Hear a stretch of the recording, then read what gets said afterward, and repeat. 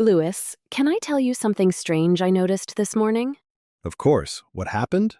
I was listening to a beginner practice English, and she froze on the simplest sentences. Wait, simple sentences? Like what? Like just saying, I woke up early, or how was your day? Oh, I know exactly what you mean. That happens to me, too. Really? You felt that too? Actually, yes. I've been thinking about this exact thing for a while now. Okay, now I'm curious. What have you been thinking? I keep wondering why we study complicated grammar, but freeze on the simplest everyday sentences. That's such a good question. Let's explore it together today. I like that idea. Where do we start? We start with 100 basic sentences, the ones people actually use every day. Wait, 100? That sounds like a lot. It sounds like a lot, but you already know more of them than you think. I doubt that. But let's find out. Let's invite everyone listening to discover this with us. Yes, if you've ever frozen on a simple sentence, this episode is for you. We're going to repeat sentences until they feel natural in your mouth. Okay, but before we start exploring, we need to ask for one small thing. Oh, right. If you're as curious as we are about English, subscribe to Daily English Flow. It really helps us keep making these episodes for you. Okay, now let's really begin our first discovery. So, Anna, where do people usually struggle first? Think about it. What's the first thing you say to someone every day? Probably hello? Close, but it's usually a greeting plus a question. Wait, what does greeting mean exactly? A greeting is a short phrase you use when you meet someone, like, good morning. Oh, okay, so hello is a greeting, but how are you is something else. Exactly. How are you is a question that usually follows the greeting. So they work as a pair. Yes, and that pair is one of the most repeated patterns in English. Can you give me an example? Good morning, how are you today? Let me try. Good morning. How is you today? Almost, but we say, how are you, not how is you. Oh, right. Are, not is. Exactly. And once you fix that, it becomes automatic. Okay, give me a few more examples. Good afternoon. How has your day been? And what about evening? Good evening. I'm glad you're here. Wow, that one actually sounds warm and friendly. Exactly. Greetings aren't just words. They carry feeling, too. Hello, it's nice to meet you. Hi there. How have you been?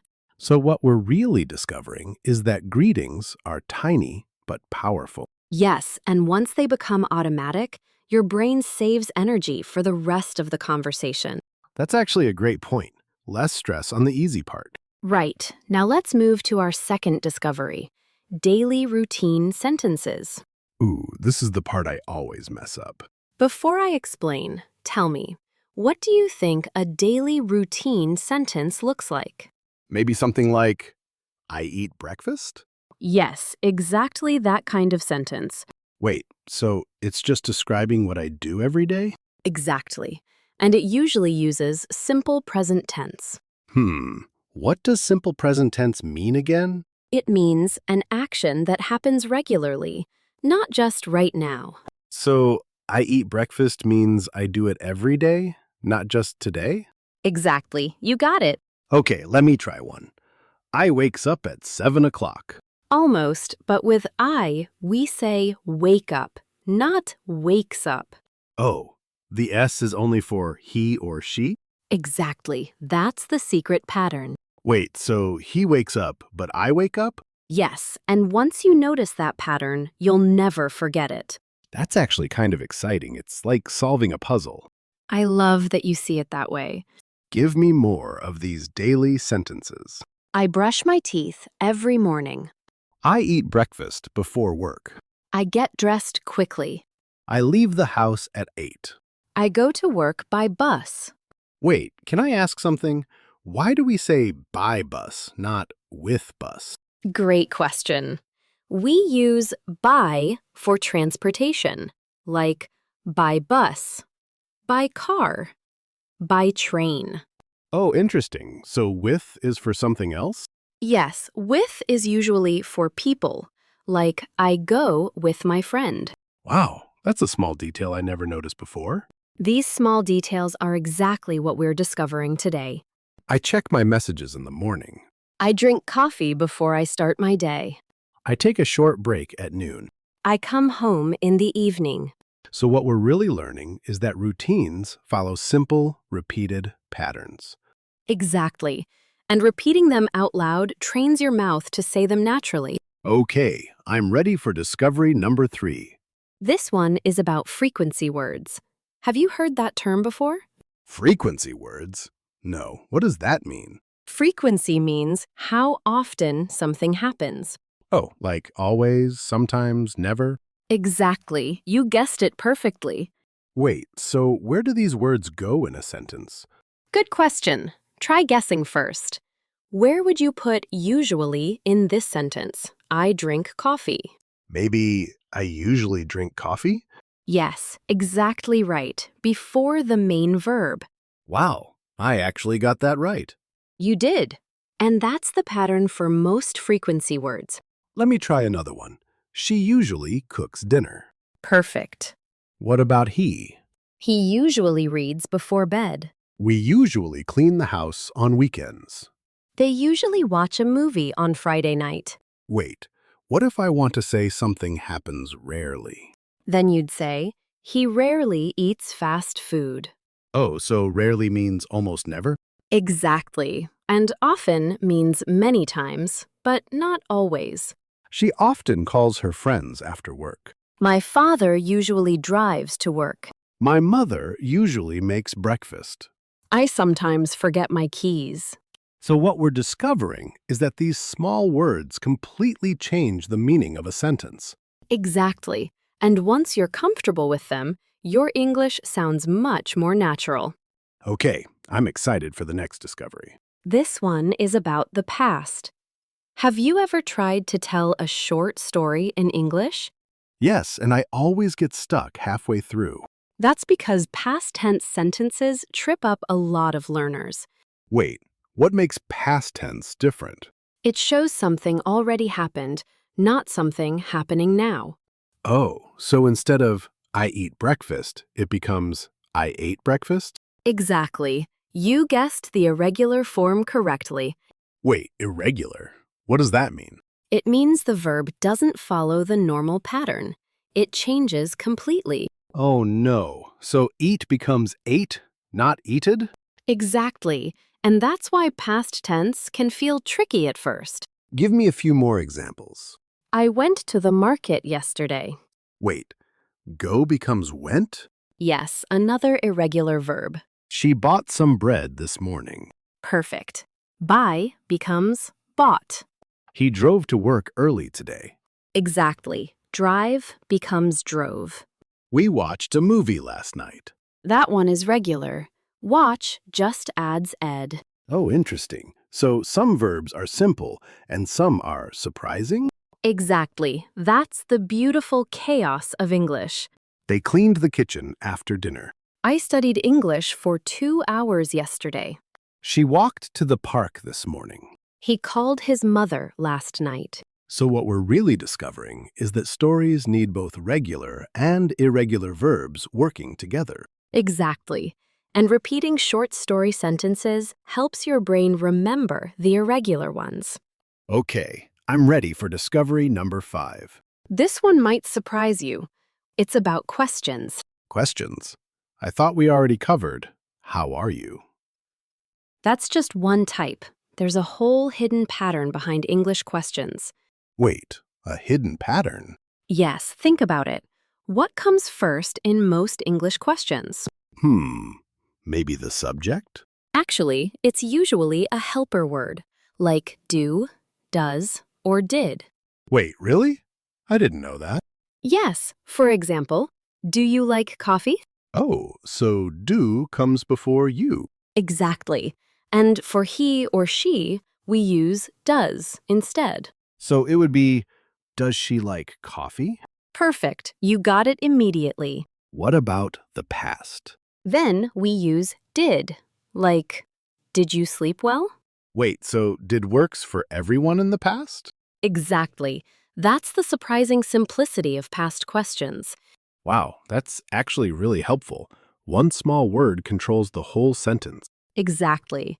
And once you notice that pattern, questions become much easier. Let's practice a few together. Do you want some tea? Does he work on weekends? Did they arrive on time? Do we need to leave now? Did you finish your homework?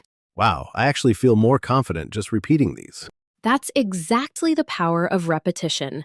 Your mouth remembers before your brain does. So what we're really discovering is that questions aren't random. They follow one hidden rule. Exactly. And now that you've noticed it, you'll hear it everywhere. Wait, Anna, before we review, can we talk about home and work vocabulary too? Oh, great idea. That's actually our sixth discovery. Perfect, because I always mix up sentences about my house and my job. Okay, so think about it. What's a sentence you'd say about your home every day? Maybe my house is small? That works, but what about actions inside the house? Like I clean my room? Exactly. That's a perfect example. Wait, what does the word chore mean? I've heard people use it. A chore is a small task you do at home, like cleaning or washing dishes. Oh, so cleaning my room is a chore? Exactly. And so is washing the dishes or doing the laundry. I wash the dishes after dinner. I do the laundry on Sundays. He fixes things around the house. She waters the plants every morning. We organize our closet once a month. They cook together on weekends. Wait, so all of these are just simple present, like before? Exactly. Same pattern, different vocabulary. Okay, that actually makes it easier. Same skeleton, new words. I love that description. Same skeleton, new words. So what happens when we move outside the house? To work. Good question. Think about it. What's the first sentence you'd say about your job? Maybe I work in an office? Perfect start. Now let's build on it. I start work at 9 o'clock. I answer emails in the morning. I attend meetings in the afternoon. I finish work at 5. Wait, what does the word colleague mean exactly? A colleague is a person you work with. Oh, so my colleague helps me with a project? Exactly. Perfect use of the word. My colleague and I share an office. She sends the report every Friday. He calls a client every morning. We discuss ideas during lunch. They finish the project on time. Wow, look at how naturally these sentences are building now. Yeah, it's like once you have the pattern, the vocabulary just slots in. Exactly. That's the secret behind fast progress. So what we're really discovering here is that home and work sentences use the exact same simple structure as everything else. Exactly. And once your brain trusts the structure, new vocabulary becomes easy to add. Okay, I have one more question before we move on. Go ahead. What if I want to ask my colleague something, not just talk about myself? Perfect. That's actually our seventh discovery. Everyday questions about others. Oh, nice. So this connects to the do and does pattern from before? Exactly. Let's put it into real situations. Do you have a meeting today? Does she work on weekends? Did he finish the report? Do they need help with the project? Did you call the client yet? Wait, Lewis. Try asking me something about my morning routine. Okay, did you wake up early today? Yes, I did. I woke up at 6. Wow, that actually felt like a real conversation. Exactly. Because now you're not just repeating sentences, you're using them. That's such a big difference. It really is. And that's the real goal behind all 100 sentences. So what we're discovering, again, is that questions connect us to real conversations, not just practice.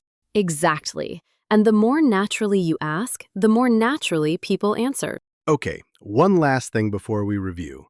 Can we talk about feelings and simple opinions? Oh, that's a lovely final discovery. Because sometimes I want to say more than just facts. Exactly. So think about it. How would you say you like something in English? Maybe I like this? Perfect. And what about the opposite? I don't like this? Exactly. And did you notice we used don't there? Oh, right. That's short for do not. Exactly. And that small word changes the whole meaning. I like coffee in the morning. I don't like loud music. She loves reading books. He doesn't enjoy cooking. We enjoy walking in the evening. They don't like waking up early. Wait, what does the word prefer mean? Prefer means you like one thing more than another. Oh, so I prefer tea to coffee? Exactly. Perfect example. I prefer quiet mornings. She prefers walking to driving. So what we're really discovering is that opinions make our sentences feel personal, not just factual. Exactly. And that's what makes conversations feel real and warm. Okay, now I really feel ready to review everything. Let's review. What was the first discovery? Greetings and simple question pairs like, good morning, how are you? Perfect. And the second? Daily routine sentences using simple present like, I wake up or he wakes up. Exactly. And the third? Frequency words like usually, often, rarely, and where they go in a sentence. Great. And the fourth? Past tense sentences with regular and irregular verbs. And the fifth? The hidden question pattern using do, does, and did. And the sixth? Home and work vocabulary using the same simple present structure. And the seventh? Asking real questions about other people, not just practicing alone. And the last one? Talking about likes, dislikes, and preferences to sound more natural and personal. Exactly. And the key insight today is that English isn't random. It's built on small, repeatable patterns. Once you notice the pattern, the sentence becomes yours forever. Exactly. And that's why repetition works so well. It's not boring. It's discovery. So here's a question for everyone listening. Which sentence today felt the most useful to you? Tell us in the comments. We'd love to know which discovery surprised you the most. If you enjoyed exploring this with us, please subscribe to Daily English Flow. And share this episode with a friend who's learning English too. Thank you so much for discovering these 100 sentences with us today. See you in the next discovery.